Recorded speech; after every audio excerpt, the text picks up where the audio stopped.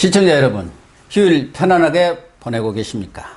민주평화당이 가뜩이나 낮은 지지율로 고전을 면치 못하고 있는 가운데 정동영 대표의 퇴진을 둘러싼 내용 끝에 창당 1년 5개월 만에 또다시 분당 위기를 맞고 있습니다. 천정배, 박지원 의원 등 10명의 당 소속 의원들은 자강론을 주장하는 정동영 대표에 맞서 제3지대 신당 창당을 목표로 대한정치연대라는 당내 당 형태의 정치결사체를 구성했습니다. 이 모임에 좌장격인 천정배 의원님을 모시고 저간의 속사정을 알아보도록 하겠습니다. 저희 고영신TV에 천정배 의원님이 처음 나오셨으니까 시청자 여러분들의 이해를 돕는 차원에서 제가 잠깐 소개 말씀을 드리도록 하겠습니다. 호남의 3대 천재로 불리는 천 의원님은 서울법대를 수석 입학했으며 재학 중 사법시험 18회에 합격했으나 전두환 정권의 폭압 정치에 항거해서 판사 임용을 거부하고 인권 변호사의 길을 걸었습니다. 1996년 15대 총선 때 김대중 전 대통령이 신진 인사 영입 차원에서 새천년 민주당에 영입해 정치권에 발을 들여놓은 뒤 15대에서 현재 20대까지 내리 6선 의원을 역임하고 계십니다. 정계 입문 후 동교동계에 맞서 이른바 천신정, 천정배, 신기남, 정동영 의원 이 세 분의 첫 글자를 따서 천신정이라고 이렇게 부르는데 천신정 정풍운동을 주도했으며 열린우리당 원내대표, 국회 운영위원장, 국민의당 공동대표, 민평당 선대위원장 그리고 제57대 법무장관을 지내신 호남을 대표하는 중진 의원입니다. 전 장관님, 예. 의원님으로 불러야겠죠? 현역 육선 의원이시니까 우리 시청자들을 위해서 잠시 인사 말씀해 주십시오. 제가 이렇게 인사 전에 소개를 너무 길게 드리다 보니까 말까지 더듬어집니다만 예. 간단히 인사 부탁드립니다. 시청자 여러분, 제가 늘 좋아하고 또 존경하는 고영신 교수께서 진행하는 이 TV를 통해서 여러분과 뵙게 돼서 참으로 반갑고 기쁩니다. 오늘 벌써 조금 약간 저를 소개하는데 편파적으로 낯뜨겁게 해주셔서 제가 아니 있는 대로 제가 소개를 드린 것이죠. 대체로 그렇긴 한데 또 뭐 그런 점이 있어서 저도 좀 어색한 측면도 있습니다만은 오늘 우리 고 교수님 질문하시는데 아주 솔직하게 답변해서 여러분들과 잘 소통하도록 하겠습니다. 잘 지켜봐 주시기 바랍니다. 네, 고맙습니다. 천 의원님, 앞서 말씀드린 대로 지금 민주평화당이 창당한 지 한 1년 5개월밖에 안 됐는데 뭐 분당 위기를 맞고 있는 것으로 이렇게 알려져 있지 않습니까? 그래서 당내당의 한 결사체로서 대한정치연대라는 것을 결성을 했는데 그 정치연대를 결성한 근본적인 이유가 무엇입니까? 예, 우선 혹시 분당이라는 말씀을 이제 밖에서 보기에는 그러실 것 같기는 한데 우선 전하 대한정치를 함께하는 의원들의 생각이 네. 분당이 목표가 아니라는 점을 좀 분명히 하고 싶습니다. 예. 조금 원론적으로 본다면 대한민국의 정치는 그동안의 기득권 양당의 승자 독식 정치였습니다. 예, 그렇죠. 그러다 보니까 이 권력을 둘러싸고 어떻게 하면 상대방을 넘어뜨려서 내가 이 다음 권력을 쟁취하냐 하는 무한 그 대결의 정치, 싸움만 하는 소모적 정치가 계속되어 오고 있습니다. 그래서 이제 많은 국민들은 이런 양당의 적대적 공존입니까? 적대적 공존이라고 할 수 있는 그런 기득권 정치를 넘어서서 이제는 다당제 합의제 민주주의로 가는 게 좋겠다. 예. 3개, 4개 정당들이 서로 좀 함께 경쟁을 하고 그렇게 되면 또 어느 한 정당이 사실은 독식할 수가 없는 거 아닙니까? 네. 다수결의 정치에서. 네. 그러면 자연적으로 복수의 다수당들이 서로 상생하고 타협하고 협력해 가면서 국가를 위해서 누가 더 잘하냐 하는 그런 그런 의미의 생산적인 경쟁을 할 수 있다. 예, 이것이, 그렇죠. 예, 우리 국민들의 생각이고 예. 또 서구 선진국들을 봐도 주로 유럽의 뭐 독일이라든가 뭐 북유럽 나라들은 대체로 이런 정치를 갖고 있지 않습니까? 그래서 우리도 그런 정치를 하자고 해서 사실은 출발했던 사람들이 저를 포함해서 민주평화당에 있는 사람들입니다. 그러니까 많은 사람들은 민주당에서 이탈해서 나왔고 또 새로운 신인들도 결합했고 지난 총선 3년 전 총선 때만 하더라도 그때 안철수 천정배의 공동대표 체제였습니다. 그렇죠. 예, 그 체제에서 사실은 창당 2달 만에 선거를 치렀는데 뭐 아무 조직도 사실은 없었잖아요. 그런데 놀랍게도 그 당시에 정당 득표율로는 26.74%. 2위를 하셨죠. 그렇습니다. 그 당시 민주당이 25.5 정도 됐거든요. 근데 민주당을 능가하는 득표를 해서 아니면 이 제3당 뭐 대한 세력, 기존의 양당 체제를 넘어서는 대한 세력에 대한 국민적 어떤 염원이 반영됐었죠.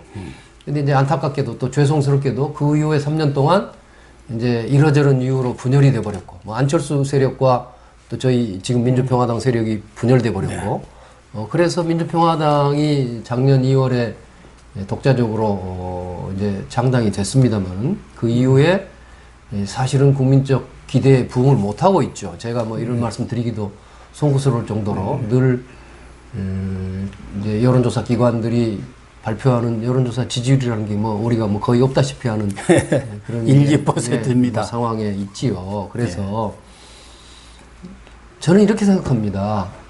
이 대한민국의 미래를 위해서 이 다당제 합의제 민주주의의 길은 우리가 멈출 수 없다. 그리고 그에 대한 시대적 요청이나 국민적 염원은 굉장히 크다. 근데 문제는 그것을 그런 제3 세력, 그러니까 양극단을 넘어서는 제3 세력 합리적이고 유능한 그런 세력을 정치적으로 좀 집결해낼 수 있는 구심점이 지금 부족한 상태다고 생각합니다. 네. 예. 그래서 뭐 저도 뭐 그런 구심점이 되고 싶습니다, 솔직히. 그러나 또 객관적으로는 아직 그런 평가를 못 받고 있는 거란 말이에요. 네. 예. 그래서 이제 이런 점에서 보면은 당이 이제 민주평화당이 창당된 지 1년 한 5개월 가까이 돼 있고 또 정동영 대표 체제가 들어선 지도 1년 가까이 됐습니다. 그런데 이게 이제 꿈쩍도 지금 않고 있단 말이에요. 꿈쩍도 않고 있고. 근데 선거는 다가옵니다. 내년 4월인데 크게 보면 국가적으로 보면 이 다당제 합의제 민주주의의 길이 굉장히 멀어지고 있고 이거 국가적 불행이고 또 솔직히 말씀드리면 우리 민주평화당에 몸담고 있는 국회의원들 스스로도 정치적 생존이 굉장히 어려워진 상황 아니겠습니까? 그러니까 이걸 어떻게 돌파할 것인가 하는 점에서 본다면 저는 우리 당의 국회의원들을 포함하고 또 특히 정동영 대표와 지도부가 우리 스스로 이걸 내려놓고 우리 스스로 뭐 기득권이 있다면 당권이든 또 내년 뭐 선거에 뭐 공천권이든 뭐든지 이런 권한들을 다 내려놓고 이 합의제 민주주의라는 이 다당제의 길을 열기 위해서 우리는 미랄이 된다. 그렇게 하기 위해서는 참신한 신진 세력이나 좋은 사람들을 어떻게 우리가 찾아서 옹립을 하고 거기에 미랄이 되도록 하자 하는 것이 우리의 뜻입니다. 그래서 그래서 분당하자는 것이 아니라 정동영 대표에 대해서도 저는 또 특별히 정동영 대표하고는 이제 가까운 친구이고 수십 년 동지 아닙니까? 그렇죠. 아까도 소개해 주셨어요. 최진정 예. 함께 했던 동지기도 하고 그러는데 그래서 이것은 정동영 대표가 갖고 있는 당권을 뺏어서 우리가 갖자 이런 뜻이 전혀 아닙니다. 우리가 함께 미랄이 돼서 좋은 신진 세력, 그러니까 그 다당제의 길을 열 수 있는 구심점이 될 만한 신진 지도자, 참신한 지도자와 세력을 옹립해서 그를 키우자. 그를 키우는 미랄이 되자. 이렇게 지금 그런 목표를 가지고 우리가 지금 출범을 한 겁니다. 예, 전 의원님 말씀을 들어보면은 지금 민평당의 분당이 아니고 새로운 변화를 위한 모색, 몸부림 이렇게 이해를 해야 할 것 같은데 그렇습니다. 그러나 저나 예. 대다수 시청자 또 국민들이 볼 때는 말씀하신 대로 지난 총선에서 국민의당한테 그 많은 그 기대를 걸었던 거 또 표를 몰아줬던 것은 좌우 거대 기득권 양당 체제를 좀 완화시키고 견제하면서 예. 다양한 민의 예. 또 여러 가지 이념적 스펙트럼을 수용할 수 있는 예. 그런 다당제, 합의 민주주의 이런 것을 좀 정착해 보자는 국민들의 기대가 모였던 거 아닙니까? 그런데도 불구하고 뭐 민평당은 물론이고 또 바른미래당 다당제의 하나의 축들을 이룰 수 있는 정당들이 말하자면 거대 야당이라든가 거대 여당과 어떤 경쟁 관계라든가 투쟁을 하는 것보다는 지금까지는 당내 싸움, 자기들끼리 싸움으로 끝난 것 아니냐. 그런 상황에서 이제 와서 대안 모색을 한다는 게 과연 설득력이 있겠느냐. 그런 부분에, 얘기죠. 그 부분에 관해서는 뭐 저도 뭐 할 말이 없습니다. 그동안 성과를 못 보이기 때문에. 그런데 이제 우선 이 말씀을 드리고 싶습니다. 지금 잘 말씀하셨어요. 우리 지금 대한정치라는 모임의 정식 이름은요. 변화와 희망의 대한정치연대입니다. 바로 이 변화와 희망을 어떻게 만들 것인가 하는 것이 우리의 목표인 것이고 또 여기에 이제 그 결성 발표문이 간단하게 7월 17일 날 재연전날 새벽에 지금 우리가 발표했는데요. 이 이제 사망이 매우 중요합니다. 그러니까 우리는 위 목표를 달성하기 위해 이건 이제 아까 제3세력이라는 목표를 달성하기 위해서 모든 기득권을 내려놓고 변화와 희망의 미랄이 될 것을 다짐한다. 이렇게 이게 명확하게 표시하고 있습니다. 그래서 우선 이제 솔직히 말씀드리겠습니다. 그러니까 현재로서는 정동영 대표가 여기에 지금 이제 근본적인 문제의식에는 동감하고 있습니다. 정동영 대표도 이렇게는 안 된다. 현재 민주평화당으로는 도저히 뭐 미래가 없다는 것을 그렇죠. 인정하고 있습니다. 인정 안 할 수가 없죠. 그러나 그래서 다만 현재 제가 보기에는 현재는 정동영 대표 자기 중심의 어떤 변화를 꾀하는 것 같고 우리가 보기에는 그것은 불가능하다. 그 뜻은 뭐 가상할지 몰라도 그것은 불가능하다. 그러니 함께 기득권을 포기하고 새롭게 변화와 희망을 만들자 하는 것이 이제 이 의견의 차이거든요. 그런데 이제 현실적으로 당의 이제 쉽게 말해서 옥세, 예?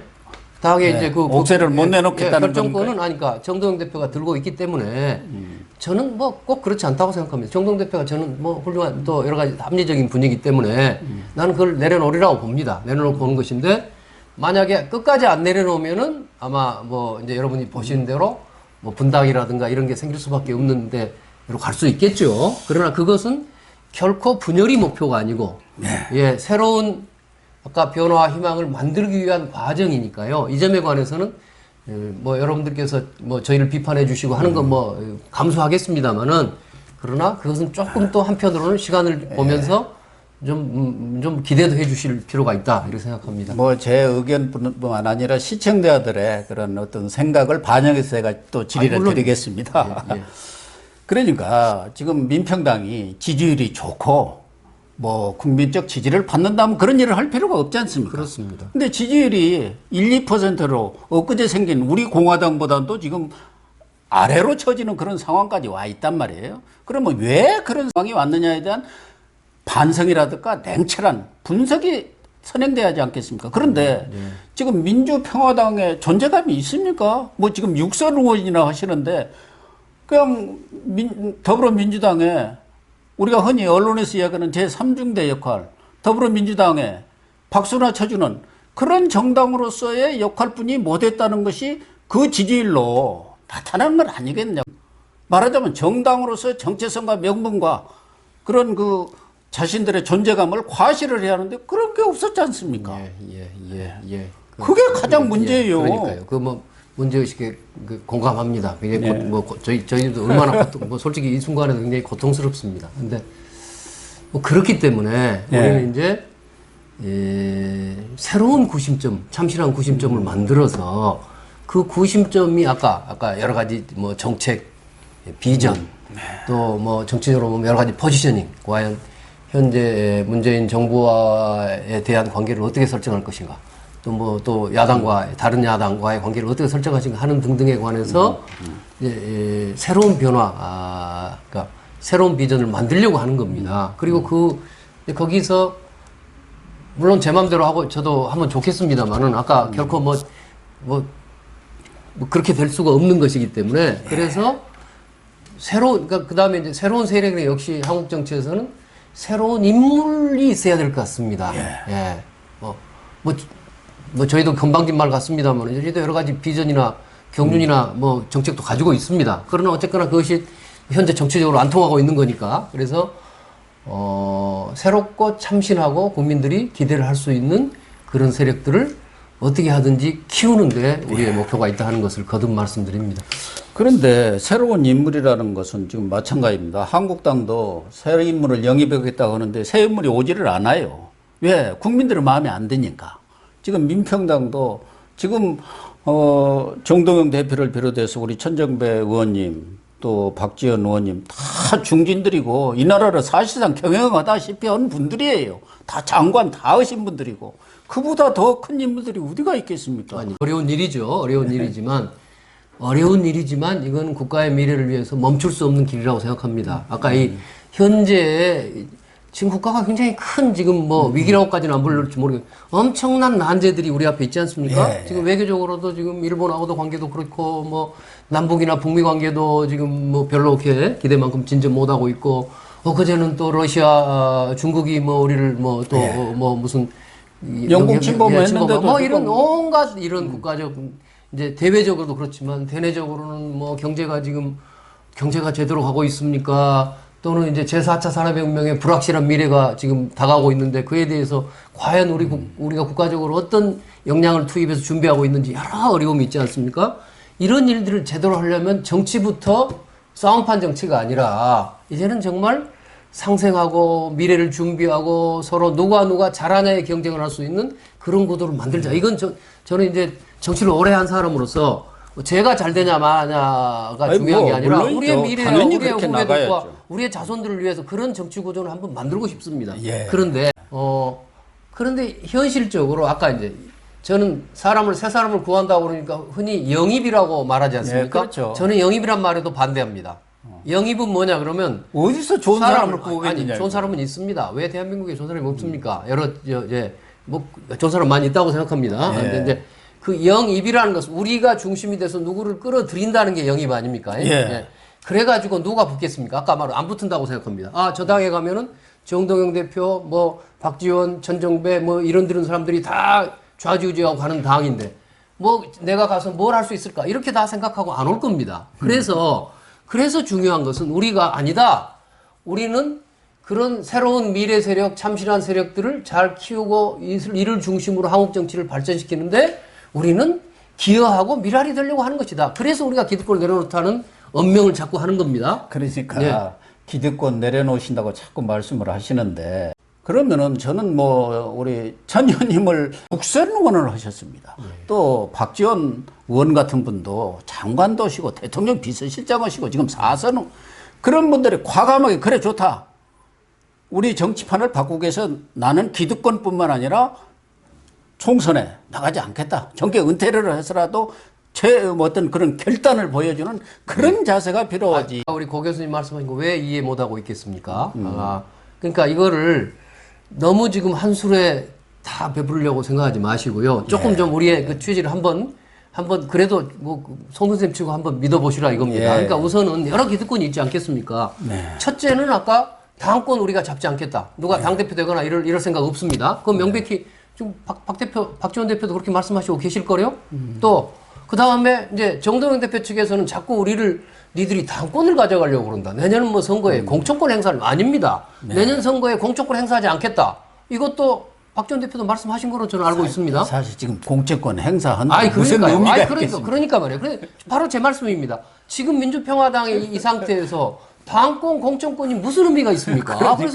그러니까 서로 분열하고 싸워봤자 아무 의미가 없는 겁니다. 그래서 저는 그게 우리의 목표가 아니다. 우리는 아까 기득권을 내려놓고 좋은 정치 세력을 만드는 데 기여하고자 한다는 것을 우선, 그리고 그것을 앞으로 뭐 제 말씀에 대해서 그것이 실천되는 거 아닌가를 좀 그래도 한번 봐주시라 이겁니다. 오늘 이 자리에서 제가 아무리 이렇게 말씀해도 아니 너 그렇지 못하고 있지 않느냐고 말씀한다면 저도 뭐 어떻게 하겠습니까? 제가 그렇지만 하여튼 그 문제는 그 문제는 좀 더 지켜보시고 또 오늘 제가 드리는 말씀이 과연 뒤에 가서 그냥 괜히 하는 허언이었는가 하는 것은 뒤에 가서 한번 판단해 주시기 바랍니다. 근데 제가 듣기로는 정동영 의원도 그렇게 서로 당내에서 뭐 지난번에 밤을 새워서 끝장 토론까지 했습니다만은 그래서 결론을 내지는 못했지만 패를 나눠가지고 뭐 자강파다 무슨 제 3지대파다 뭐 이러지 말고 당내 혁신위를 만들어서 서로 화합적으로 당을 혁신하면 되지 않겠냐 그런 안도 제기하고 있다고 제가 그 점에 들었거든요. 관한 생각이 다른 거지요. 제가 보면은 정동영 대표 체제에서 혁신이 만들어도 누가 봐도 그건 정동영 대표 체제 내에 기구 아니겠습니까? 비대위 같은 것도 있지 않겠습니까? 비대위라는 건 대표가 물러나야 비대위가 되는 거죠. 바로 대표가 비대위 못 만들고 비대위라는 것은 대표가 없을 때 만든 게 비대위입니다. 아이고는 근데 바른미래당도 손학규 대표가 물러나지는 않았지만 거기도 무슨 비대위인가 혁신위를 만들어가지고 혁신이죠. 마찬가지로 거기도 뭐 남의 당이니까 제가 관심이 작습니다만 아니 거기도 뭐 손학규 대표가 없애들고 버티고 있으니까 아무것도 안 되는 거죠 사실은. 마찬가지로 예. 그러니까 아까 저희 이제 그런 겁니다. 저희도 그동안 오직 이야기 안 해봤겠습니까? 그러니까 정동영 대표가 나는 정동영 대표가 타겟이 아닙니다. 자꾸 그 말씀 드리는 겁니다. 그렇죠. 정동영 대표가 타겟이 될 만한 이유도 없단 말이에요. 천 의원이 뭐고야 우리가 아까 새로운 변화와 희망을 만들려면 우리 스스로가 비껴줘야 된다. 우리가 비껴줘도 새로운 사람들이 과연 우리를 믿고 함께하게 될지도 사실은 굉장히 불투명한 거 아니겠습니까? 그러니까 무엇보다도 우리는 기득권을 내려놓고 새 사람들을 키우고 그 사람들한테 를 위해서 대한민국 정치의 미래를 위해서 미랄이 되는 것을 우리는 각오하고 있으니 제발 좀 좋은 분들도 우리하고 함께 좀 해주시오 하는 사실은 그런 지금 우리가 공개적인 오파를 하고 있는 겁니다. 그리고 거기에서 가장 중요한 것은 정동영 대표가 우리 민주평화당 차원에서 본다면 정동영 대표라는 현재 옥세를 갖고 있는 우리 당의 대표가 우리의 그 뜻에 동참해 준다면 사실은 그게 굉장히 일이 풀릴 가능성이 높아지지요. 그러면 뭐 순조롭겠네요. 그래서 그걸 같이 하자고 지금 정동영 대표 이야기하는 것이지. 그러면은 어쨌든 뭐 정동영 대표는 현재 민평당을 혁신해 갖고 이른바 자강론이라는 것을 펴고 있지 않습니까? 근데 지금 대한정치연대와의 생각이 접점을 찾지 못한다면 결국은 제3지대 신당 쪽으로 갈 수밖에 없지 않겠냐 그런 생각이 들거든요. 저는 제3지대란 말도 별로 마음에 안 들어 합니다. 지금 기존 정당에 있는 뭐 의원들, 정치인들이 모여가지고 뭐를 이제 해보자. 제3지대에 모여서. 이게 이제 뭐 빅텐트니 3지대 아니겠습니까? 저는 그것으로, 뭐 제가 그걸 반대한다는 뜻이 아니라 그것으로 현재 우리 민주평화당이나 아까 기득권 양당 체제를 극복하고자 하는 정치인들이 갖고 있는 생각을 그런 목표를 달성하기 어렵다고 생각합니다. 그러니까 달리 말하면 현재 양적 확대만으로 불가능하다고 봅니다. 중요한 것은 이 정치의 질적 고양이거든요. 질적 고양이면 역시 저는 참신한 새로운 세력이 뭐가 나와서 구심이 되고 거기에 우리 아까 기성 정치인들이 좀 함께 돕는 것은 있을 수 있지만 그 참신한 새로운 구심점이 없는 상태에서 기존 정치인들만의 이합집산으로 만들어지는 제3지대에는 역시 한계가 있지 않겠느냐 하는 것이 명칭은 뭐 제3지대든 무슨 신당이든 뭐 어떤 것이든 좋지만 말씀하신 대로 참신한 새로운 정치 세력이 형성되려면 그런 구심점이 있어야 할 것 아니겠습니까? 그래서 다 기득권을 내려놓고 뜻을 같이 하는 정치인들 또 참신한 인재들이 모여서 당을 만들자. 그 얘기 아닙니까? 그렇습니다. 그러나 아까 중요성으로 보면은 참신한 새 세력이 구심점이 되고 기존 정치인들은 거기에 좀 울타리가 돼서 도와주고 이렇게 편제해야 된다고 저는 본다 이겁니다.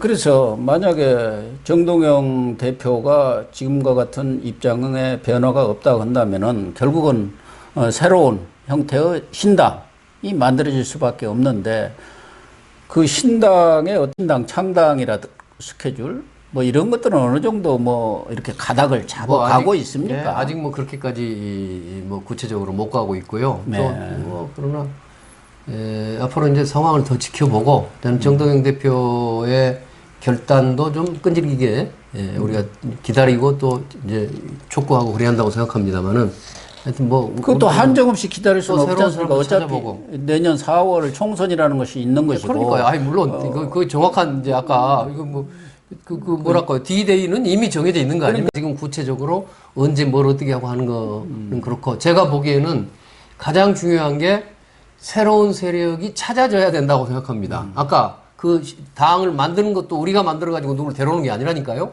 새로운 세력을 찾아서 당신들이 좀 그걸 주도해서 만들어주면 우리는 좀 따라가면서 돕겠다. 이런 태도를 가지고 가려고 하는 겁니다. 근데 그 새로운 세력이라는 것은 어떤 세력을 상징하고 아니 뭐 여러 가지 있습니까? 있을 수가 있겠죠. 대한민국에 이제 저는 사실은 올해 한 20여 년 가까이 전에도 이런 이야기를 해본 적이 있습니다. 예. 예. 대한민국은 이제 새로운 시대를 맞고 있다. 예. 뭐 영어로 말하면 뉴 이어로. 예. 그 다음에 그래서 새 비전이 필요하다. 뉴 비전이 필요하다.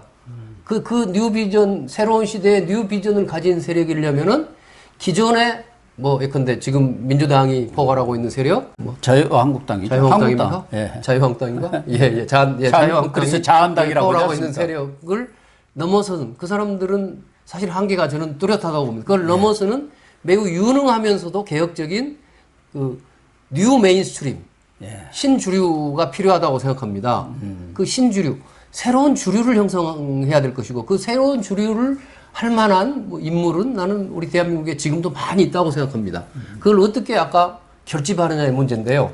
한국 사회에 꼭 이것을 갖다가 무슨 좋은 우리 미래의 지도자가 될 만한 사람이나 세력은 지금도 없는 게 아니라고 생각합니다. 그 사람들을 어떻게 발굴해내고 그걸 결집시키고 또 그 국민적 정치적으로 주목을 받게 하고 이런 일에 좀 우리는 그래도 좀 경험 있는 사람들이기 때문에 좀 기여했으면 좋겠다 하는 것이 제 생각입니다. 제가 명백히 말씀드립니다만은 저는 정동영 체제에 반대하고 반대한단 말이야. 아까 정동영 체제가 지금 이거 갖고는 안 된다고 보고 그렇다고 해서 박지원 체제든 천정배 체제를 만들려는 게 아니라는 것을 명확하게 말씀드립니다. 그러면은 제 적어도 아까 뭐 여러 가지 말씀을 주셨습니다만은 제3지대 신당이든 어떤 신당이든 신당을 만들려면은 네 가지 대의명분, 대권 후보, 지역 기반, 참심성 이런 면에서 그렇습니다. 지금까지 과연 가질 수가 있겠느냐? 아니 그러니까 못 가지면 성공 못하는 거죠. 뭐 어떻게 하겠어요? 아니 그러니까 정말 그렇게 못 가지면 성공 못하는 거죠. 그러나 저는 그 길을 어려운 길이더라도 그걸 뚫고 나가려고 하는 겁니다. 그러니까 딱 지금까지 말씀드린 다 그거 아닙니까? 저도 그 말씀 드린 것 같습니다. 예. 우선 아까 대권 후보라고 그랬는데 뭐 대권 후보라는 게 무슨 태어날 때부터 있는 겁니까? 그렇죠. 그동안 하고 대권 후보요? 앞으로 대통령 선거 3년 남았나요? 그렇죠? 네. 3년 가까이 남아있는데 얼마든지 지금 있는 대권 주자 중에서 있을 수 있고 새로운 사람도 나올 수 있다고 생각합니다. 또 뭐 참신성, 그때 참신성 이거 다 사실 그것을 제가 추구하려고 하는 겁니다. 그러니까 여러 가지 정치적 상상력 제가 좀 건방진 말씀입니다만은 벌써 20년 가까이 전인데 그 노무현 대통령이 대통령 후보로 출마했을 때 거의 사실은 그 당시 민주당 내에서 주목을 하지 않았습니다. 예. 그때 민주당 국회 현역 의원들이 100명이 넘었는데요. 그 경선 때까지 노무현 후보를 주목하고 도와줬던 유일한 사람이 저 아니었습니까? 그렇죠. 예. 예. 그때 1대 100의 싸움이었습니다. 그런데 결국은 뭐 제가 결국은 운이 좋았는가도 모르지만 어쨌거나 노무현 대통령이 됐지 않습니까? 그러니까 그런 것을 생각해 본다면 앞으로 대선도 3년이 남아 있고 총선은 뭐 1년도 못 남았습니다만 급하긴 합니다만은 그러나 그렇다고 무슨 급할수록 잘 원칙을 지켜서 좀 이 난국을 아까 뭐 네 가지 조건을 말씀하셨는데 그런 조건에 맞는 국가적 차원에서 뭐 뉴 DJ를 기르고 뭐 우리가 어떻게 하냐 아까 미랄이 돼서 이렇게 도와주고 하는 일들을 하겠다 이겁니다. 민평당 사장은 뭐 충분히 말씀을 하신 것 같고요. 육선 원이시고 또 전국을 크게 보시는 분이니까 문재인 지금 대통령 문정권이 이제 2년 한 3개월 지났지 않습니까? 지켜보시니까 뭐 꼭 민평당이라든가 야당 이런 차원을 떠나서 2년 3개월을 평가를 내린다면 어떻게 내릴 수 있겠습니까? 우선 문재인 정부는 뭐 본인들도 그렇게 스스로 말하지만 촛불 정부 아니겠습니까? 예. 몇 년 전 그 여러와 같은 촛불의 요구 대한민국의 그 낡은 기득권 질서를 좀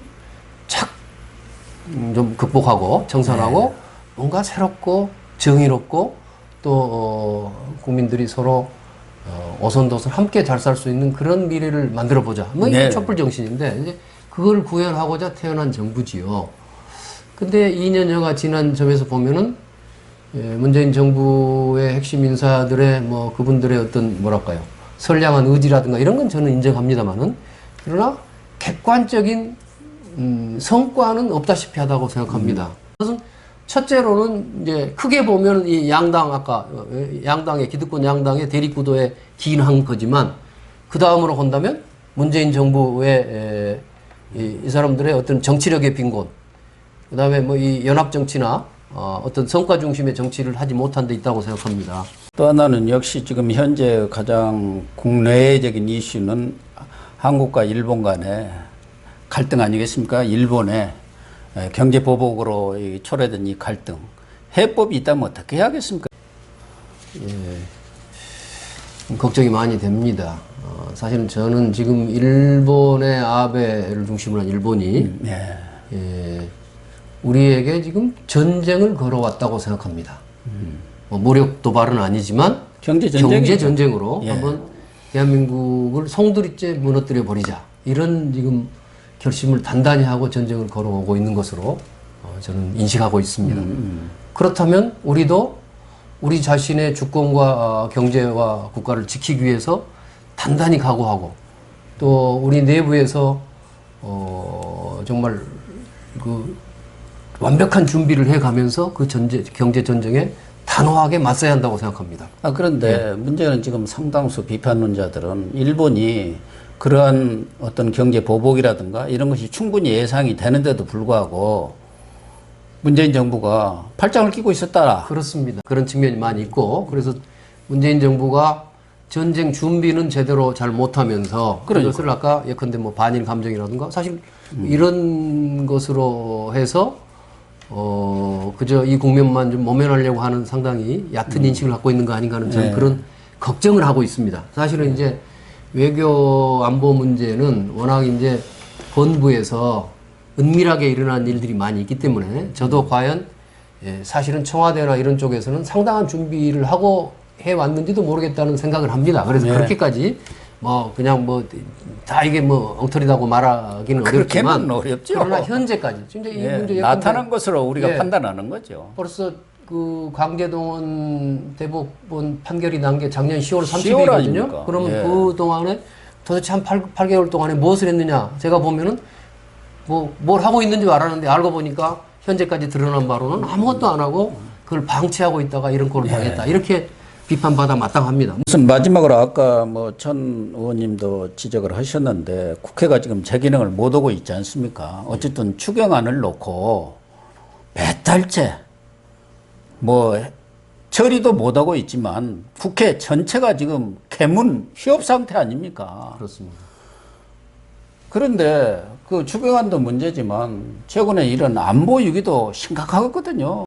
지금 언제까지 이런 상태로 갈지 정말 국민들 입장에서 보면 복장이 터지는 일이에요. 어떻게 지금 정치를 복원하고 국회를 살릴 것인지 이것이 좀 말씀을 마지막으로 해주시죠. 이것이 제가 처음부터 말씀드린 양당의 기득권, 양당의 승자 독식 체제의 정치의 맹점이지요. 지금 말씀하신 것처럼 추경해야 합니다.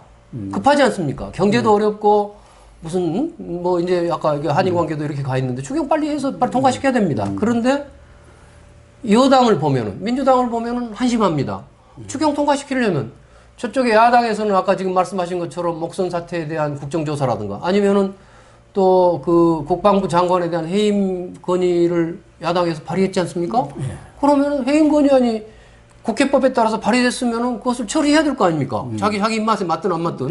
그러면 추경도 처리하고 아까 무슨 국방부 해임안 처리하면서 가는 것이 국가를 위해서 맞는 일인데 민주당은 추경을 안 하냐 이거예요. 그러니까요. 제가 그것도 이해 못합니다. 그래서 이런 정치가 이제는 극복돼야 된다. 자유한국당은 또 자유한국당대로 이 국가적 그 자기들대로 말하면 국가적 위기 상황인데 이때 빨리 추경도 처리하고 국회 열어서 그 국민적 역량을 모아서 일본하고 한번 경제적인 붙어야 될 거 아니겠습니까? 그런데 자기들이 계속 몇 달 동안 추경 안 열어주고 그러면서 또 가고 있는 거 이것이 바로 양극단 기득권 정치의 이게 맹점인 겁니다. 그래서 이것들은 뭐 이제 저도 이제 정치권의 일원으로서 국민들께 사실은 면목이 없습니다만은 조금 더 내부를 들여다보면은 결국은 현재 기득권 양당 구조를 극복해야 될 어떤 우리의 시대적 사명이랄까요? 이것이 훨씬 더